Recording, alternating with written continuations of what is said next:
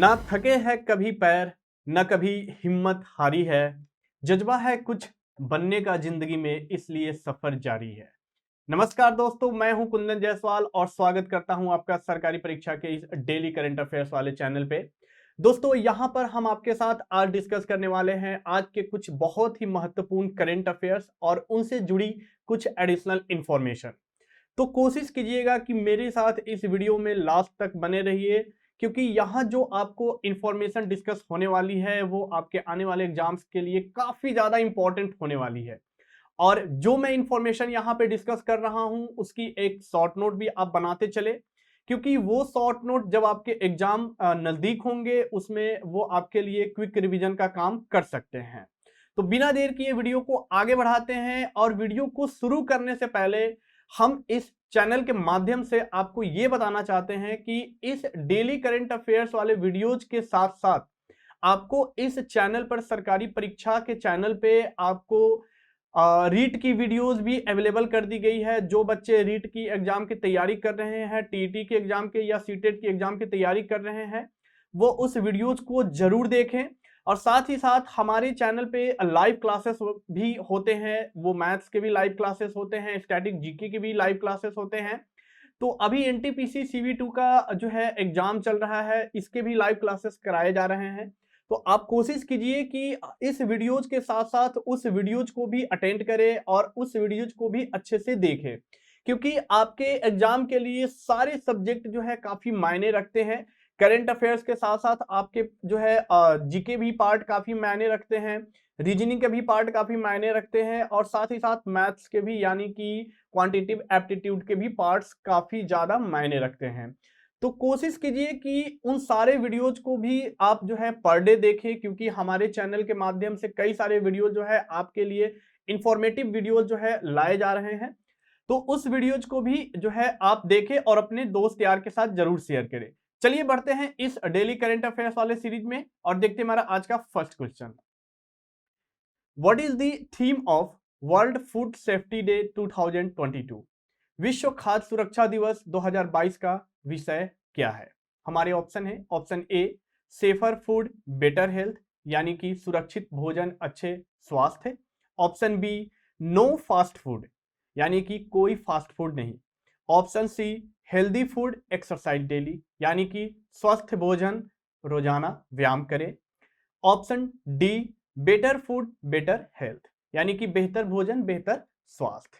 जी, बात यहां पे हो रही है विश्व खाद्य सुरक्षा दिवस यानी कि वर्ल्ड फूड सेफ्टी डे 2022 के थीम की। और मैंने आपको यहाँ पे बहुत सारे जो है ऑप्शन दे दिए, 4 ऑप्शन दे दिए। इसमें से एक जो है इस साल का थीम रहा है। तो चलिए सही जवाब जानते हैं। सही जवाब है ऑप्शन ए जो है सेफर फूड बेटर हेल्थ। जी, यानी कि अगर आपका भोजन अगर सेफ होगा तो आपकी हेल्थ भी काफी अच्छी होगी। इसी एम के साथ इस थीम को इस साल के लिए चुना गया है। अब अगर हम वर्ल्ड फूड सेफ्टी डे की बात कर ले तो ये पर साल जो है 7 जून को सेलिब्रेट किया जाता है पूरी दुनिया में। और इसे जो है यूनाइटेड नेशन के द्वारा जो है 2018 से सेलिब्रेट किया जा रहा है, यानी डिक्लेयर किया गया कि 7 जून को जो है पूरे विश्व में वर्ल्ड फूड सेफ्टी डे मनाया जाएगा।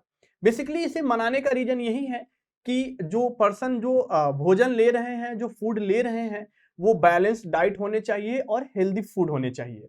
और उनसे जुड़ी जो है, अगर आप हेल्दी फूड नहीं ले रहे हो तो कौन कौन सी प्रॉब्लम या कौन कौन से डिजीज आपको हो सकते हैं, उसके बारे में अवेयर करने के लिए इस दिन को सेलिब्रेट किया जाता है।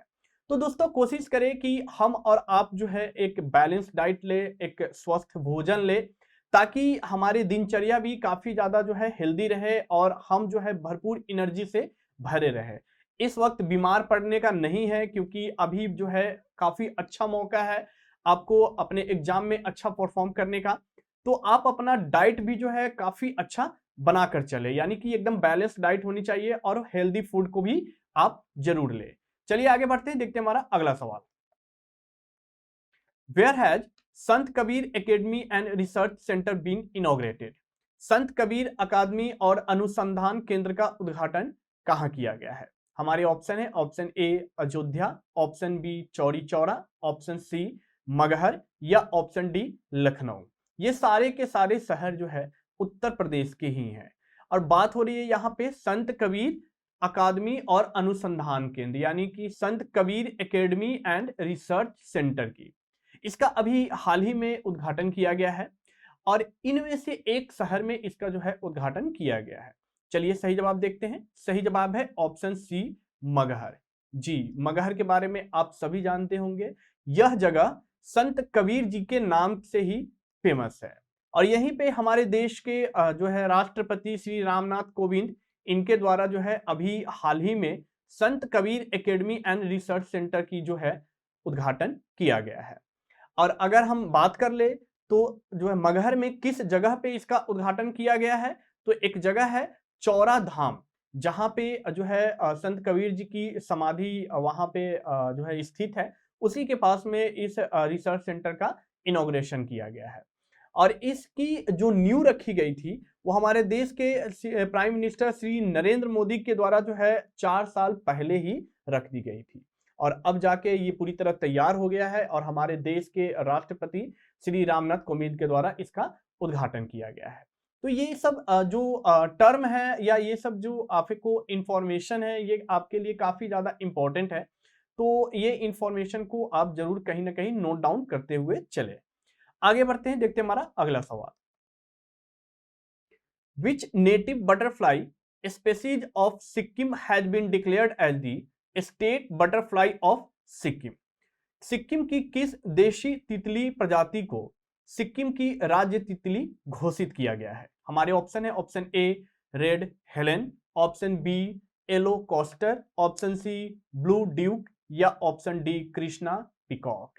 जी, बात हो रही है सिक्किम राज्य की जो है घोषणा की जाने वाली सिक्किम की राज्य तितली के बारे में। स्टेट बर्ड्स होते हैं, स्टेट फ्लावर्स होते हैं, स्टेट एनिमल्स होते हैं, उसी तरह स्टेट बटरफ्लाई ऑफ सिक्किम की अभी हाल ही में घोषणा की गई है और मैंने आपके सामने ऑप्शन रख दिया है। अब चलिए सही जवाब जानते हैं। सही जवाब है ऑप्शन सी ब्लू ड्यूक। जी, ब्लू ड्यूक नामक तितली की एक प्रजाति को अभी हाल ही में नॉर्थ ईस्ट स्टेट सिक्किम के द्वारा अभी सिक्किम की राज्य तितली घोषित किया गया है और इसकी जो अनाउंसमेंट की गई है वो सिक्किम राज्य के चीफ मिनिस्टर प्रेम सिंह तमांग के द्वारा की गई है। अगर हम ब्लू ड्यूक की बात कर ले तो ये काफी सुंदर तितली है, जैसा कि आपको यहाँ पे फिगर में दिख रहा है, और ये वहां की नेटिव बटरफ्लाई है सिक्किम की, जो सिक्किम के हर एक पार्ट में पाई जाती है। ठीक है, और इस जो है state butterfly of the Sikkim के टैग के लिए वहां पे 2 बटरफ्लाई को नॉमिनेशन में रखा गया था। वैसे सिक्किम में कई सारे बटरफ्लाई की प्रजाति पाई जाती है, लेकिन 2 को नॉमिनेटेड किया गया था, जिनमें से एक ब्लू ड्यूक थी और दूसरी थी कृष्णा पिकॉक। लेकिन बाजी किसने मारी? ब्लू ड्यूक ने मारी, क्योंकि ये दिखने में काफी ज्यादा सुंदर भी है और सिक्किम के अलग अलग जो है पार्ट्स में ये पाई जाती है, इसीलिए इसे जो है state butterfly of the Sikkim जो है घोषित किया गया है। और इसकी इस तितली की जो प्रेजेंस देखी गई है वो बेसिकली आमतौर पे जो है हिमालय की जो है 1500 मीटर बिलो देखी गई है एल्टीट्यूड। ठीक है, और अगर हम सिक्किम के अलग अलग पार्ट में बात कर ले कि कहाँ पे ये सिक्किम में जो है ये तितली पाई जाती है, सिक्किम वैसे एक काफी ज्यादा जो है खूबसूरत राज्य है। आप अगर जो है टूर का प्लान कभी करते हो तो आप सिक्किम जरूर एक बार घूमो। सिक्किम की जो इन्वायरमेंट है या सिक्किम की जो क्लाइमेट है या सिक्किम की जो माउंटेन्स है, जो ग्रीनरी है, वो आपको काफी ज्यादा अट्रैक्ट करेगी। और वहां पे कई सारे जो है बर्ड्स, एनिमल्स और बटरफ्लाई की जो है प्रजाति भी आपको देखने को मिलेगी। तो उसी में से एक ये है ब्लू ड्यूक, जो काफी सुंदर जो है बटरफ्लाई की प्रजाति है। और सिक्किम के जो है कुछ एरियाज में जब आप घूमने जाओगे तब आपको ये नाम जो है काफी जो है आपके लिए फैमिलियर हो जाएगा। अगर हम यहाँ पे सिक्किम की कुछ पार्ट्स की बात कर ले, जैसे पकयोंग, पासिंग डोंग या यांगसुम, टाडोंग या रांका, ये सिक्किम के कुछ प्लेसेस है जहां पे ये ब्लू ड्यूक जो है पाई जाती है। आगे बढ़ते हैं, देखते हैं हमारा अगला सवाल। Who has been appointed as the new chairman of the International Aluminium Institute IAI? जी, ये शॉर्ट फॉर्म है। इंटरनेशनल एल्युमिनियम इंस्टीट्यूट कि नए अध्यक्ष के रूप में किसे नियुक्त किया गया है? जी, हमारे ऑप्शन है, option A Satish Pai, option B Rajshree Birla, option C Praveen Kumar Maheshwari या ऑप्शन डी समीक बसु। जी, बात हो रही है इंटरनेशनल एल्युमिनियम इंस्टीट्यूट के अध्यक्ष की, और अभी हाल ही में से इनमें से एक को जो है इंटरनेशनल एल्युमिनियम इंस्टीट्यूट के अध्यक्ष के रूप में नियुक्त किया गया है। चलिए सही जवाब देखते हैं। सही जवाब है ऑप्शन ए सतीश पाई। आप कोशिश कीजिए, कोई भी ऑप्शन अगर आप जान रहे हो तो अच्छी बात है, अगर नहीं जान रहे हो तो आप मेरे ऑप्शन देने से पहले आप जो है एक ऑप्शन को जरूर सेलेक्ट करें। इससे क्या होगा कि आपको जो है उनके बारे में जानकारी लेने में रोचक जो है आपके अंदर की जो इंटरेस्ट है वो काफी बढ़ जाएगी। तो इसी चीज को लेके जो है मैं थोड़ा वक्त लेता हूं 2 4 5 सेकंड का, ताकि आप उस ऑप्शन को जो है मन में एक बार मार्क जरूर कर ले। चलिए अब सतीश पाई जी के बारे में जानते हैं।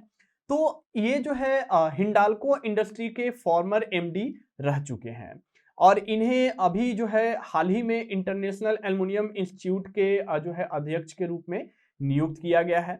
और हिंडाल्को इंडस्ट्री की अगर बात कर ले तो ये दुनिया की जो है largest integrated producer of aluminium में से एक मानी जाती है।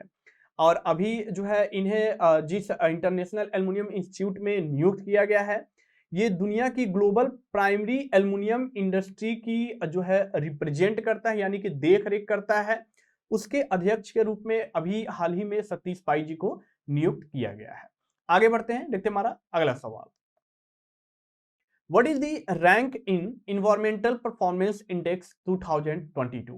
पर्यावरण प्रदर्शन सूचकांक 2022 में भारत का स्थान क्या है? हमारे ऑप्शन है, option A 1, option B 2, option C 161 या ऑप्शन डी 180 यानी कि 180। ठीक है, बात हो रही है यहाँ पे इन्वायरमेंटल परफॉर्मेंस इंडेक्स। एक इंडेक्स जारी किया गया है इन्वायरमेंट से रिलेटेड, और उस इंडेक्स का नाम दिया गया है इन्वायरमेंटल परफॉर्मेंस इंडेक्स 2022, और इसमें भारत को कौन सा स्थान दिया गया है? चलिए सही जवाब देखते हैं। सही जवाब है ऑप्शन डी 180। जी, 180 देशों की ये जो है इंडेक्स तैयार की गई थी। इन 180 देशों में भारत की जो परफॉर्मेंस रही है वो सबसे नीचे रही है, यानी कि भारत को जो स्थान दिया गया है वो 180 दिया गया है, काफी लोवेस्ट स्थान दिया गया है। इसका कारण यही माना जा रहा है कि भारत में जो ग्रीन हाउस जो है पॉल्यूशन बढ़ रहे हैं, जो एयर पॉल्यूशन बढ़ रहे हैं, ग्रीन हाउस गैसेस की जो कैपेसिटी है वो धीरे धीरे बढ़ रही है। इसके कारण इन्वायरमेंट में जो है काफी ज्यादा जो है चेंजिंग आए हैं भारत में, और इन्हीं जो है चीजों को ध्यान में रखते हुए एक भारत की रिपोर्ट भी तैयार की गई, और उसमें पाया गया कि जो है 180 देशों की तुलना में भारत की जो इन्वायरमेंटल कंडीशन है वो काफी नीचे है, यानी कि उनको भारत की जो रैंक आई है वो 180 आई है। सबसे जो है टॉप पे डेनमार्क है। ठीक है, इन्हें जो है प्रथम स्थान दिया गया है, क्योंकि यहाँ की जो इन्वायरमेंटल जो है जो देखी गई है परफॉर्मेंस वो काफी अच्छी देखी गई है। ठीक है, और अगर हम इन्वायरमेंटल परफॉर्मेंस इंडेक्स की बात कर ले तो बेसिकली ये वर्ल्ड में अलग अलग कंट्रीज की जो है ये एक तरह का ये डेटा निकालते हैं इन्वायरमेंट से रिलेटेड, और उस डेटा के बेस पे जो है ये उस कंट्रीज को जो है या कोई भी कंट्री है उसको ये रैंक प्रोवाइड करते हैं। ठीक है, चाइना की अगर बात कर ले, हमारी जो पड़ोसी देश है, तो उसे भी कोई खास जो है स्थान जो है नहीं मिल पाया है, क्योंकि चाइना की अगर हम रैंक की बात कर ले तो इसे जो है 161 रैंक दिया गया है, और ओवरऑल रैंकिंग की बात कर ले तो इसमें 1 से लेकर 180 ओवरऑल देशों की रैंकिंग इसमें दर्ज की गई है। आगे बढ़ते हैं, देखते हैं हमारा अगला सवाल। Alok Kumar Chaudhary has been appointed as new managing director of which bank? Alok Kumar Chaudhary को किस बैंक का नया प्रबंध निदेशक नियुक्त किया गया है?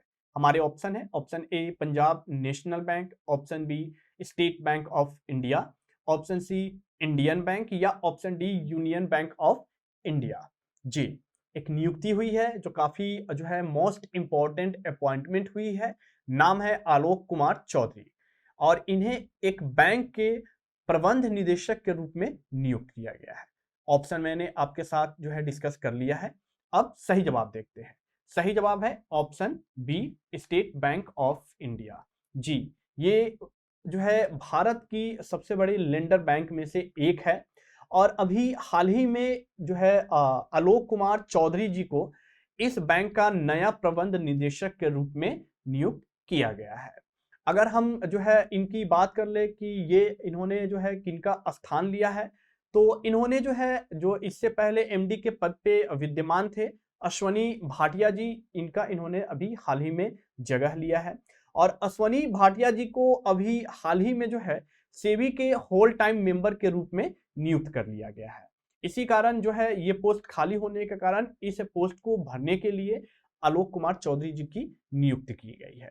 इनकी अगर जो है पीछे की काम की बात कर ले कि इससे पहले ये एसबीआई में क्या थे, तो इससे पहले एसबीआई के दिल्ली सर्कल में ये 3 साल इन्होंने जो है चीफ जनरल मैनेजर के रूप में भी काम किया हुआ है। आगे बढ़ते हैं, देखते हैं हमारा अगला सवाल। Which has become the first telecom company to provide 4G mobile service at Spangmik village near Pangong Lake in Ladakh. Ladakh में पैंगोंग झील के पास स्पंगमिक गांव में 4G मोबाइल सेवा प्रदान करने वाली पहली दूरसंचार कंपनी कौन सी बन गई है? हमारे ऑप्शन है, option A Airtel, option B Vodafone Idea जिसे शॉर्ट फॉर्म में वी बोला जाता है मर्ज होने के बाद, ऑप्शन सी बीएसएनएल या ऑप्शन डी रिलायंस जियो।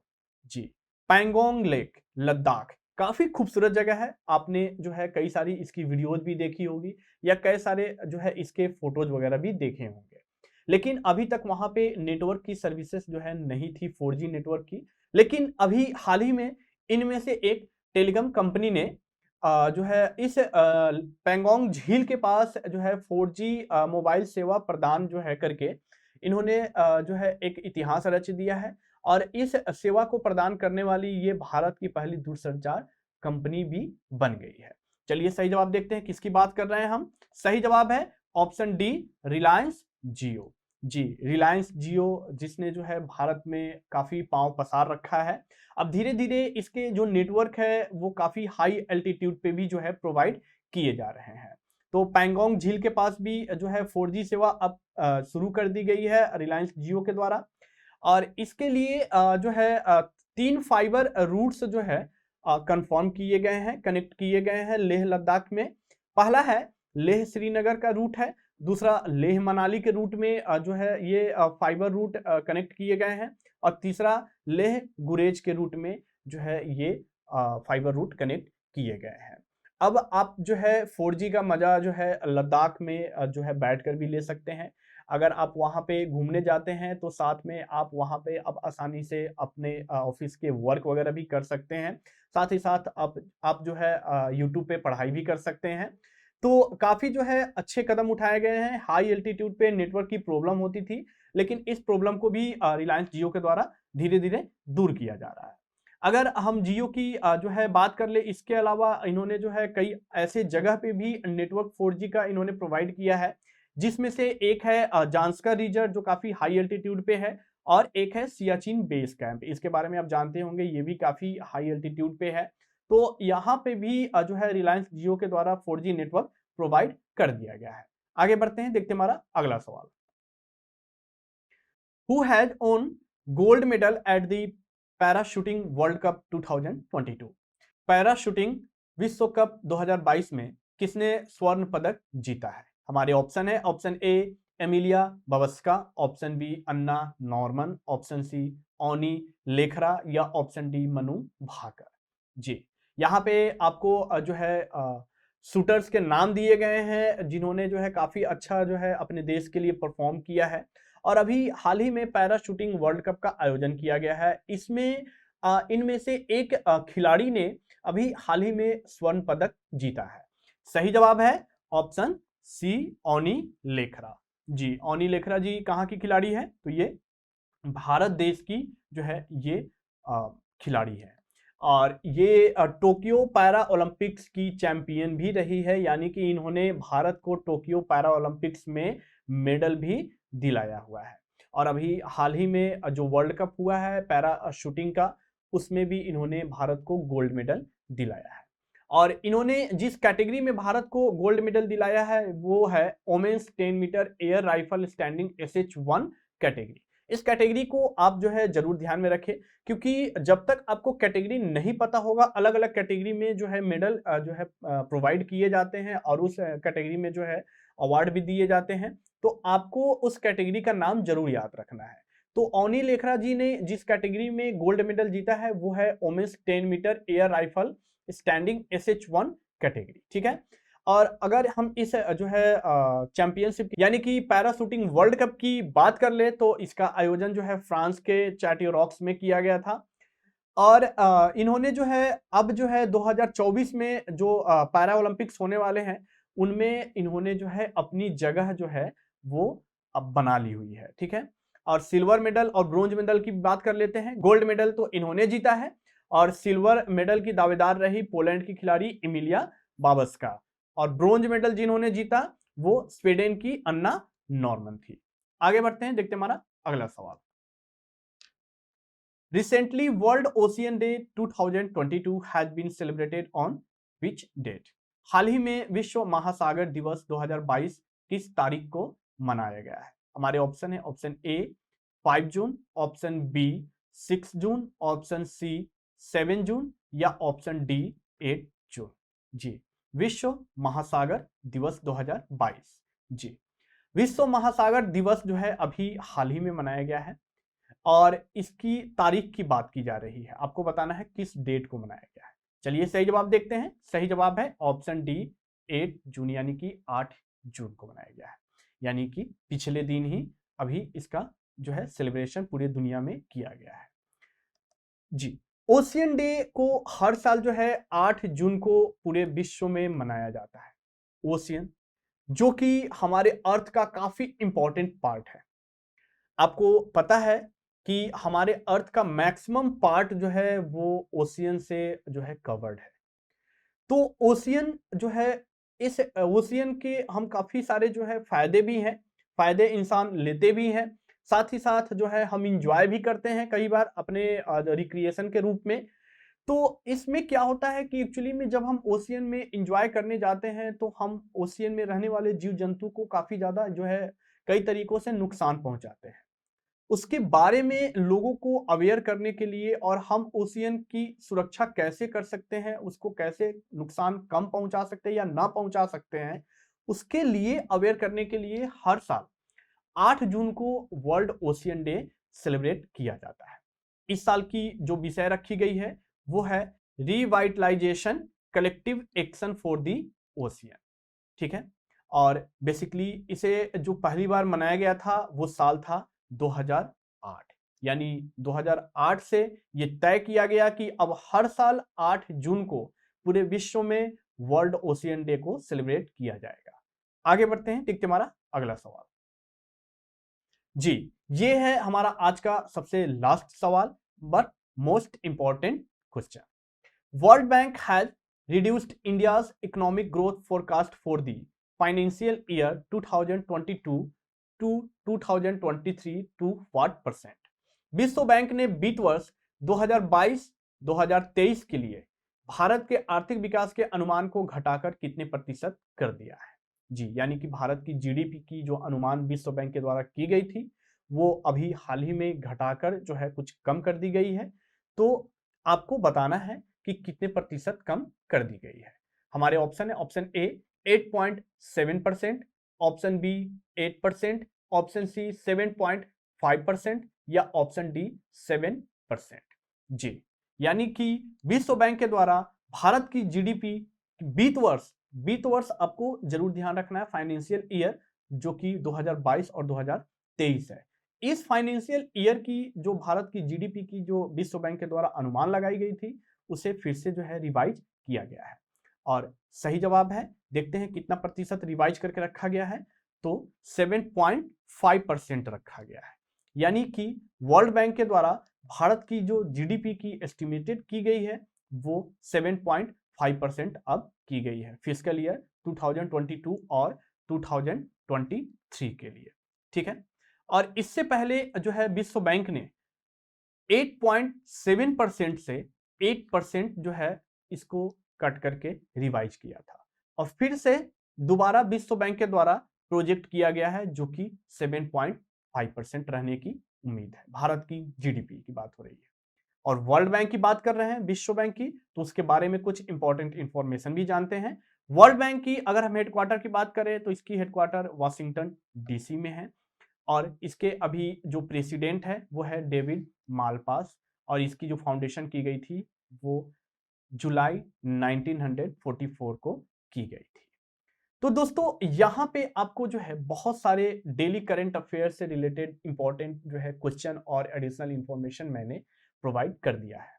लेकिन अगर आप और भी full details information, full news पढ़ना चाहते हो या वन लाइनर के रूप में न्यूज पढ़ना चाहते हो या चाहते हो कि आप वीक में एक बार पूरे वीक की जो है इंफॉर्मेशन यानी करंट अफेयर्स आप एक बार में पढ़ें, या आप चाहते हैं कि स्टैटिक जीके की काफी अच्छे जगह तैयारी की जाए, काफी अच्छे जो है इंपॉर्टेंट आपको इंफॉर्मेशन मिले, तो आपको हमारे सरकारी परीक्षा.com की साइट को विजिट करनी होगी। वहां पे हम ये सारे चीज आपके लिए अवेलेबल करा रखे हैं। साथ ही साथ वहां पे हम कई सारे सीरीज की वीडियोज वगैरह भी आपके लिए अवेलेबल कराते हैं, या आप मॉक टेस्ट भी वहां पे लगा सकते हैं, या चाहे आप डेली क्विज भी वहां पे लगा सकते हैं अपने परफॉर्मेंस को बूस्ट करने के लिए और चेक करने के लिए।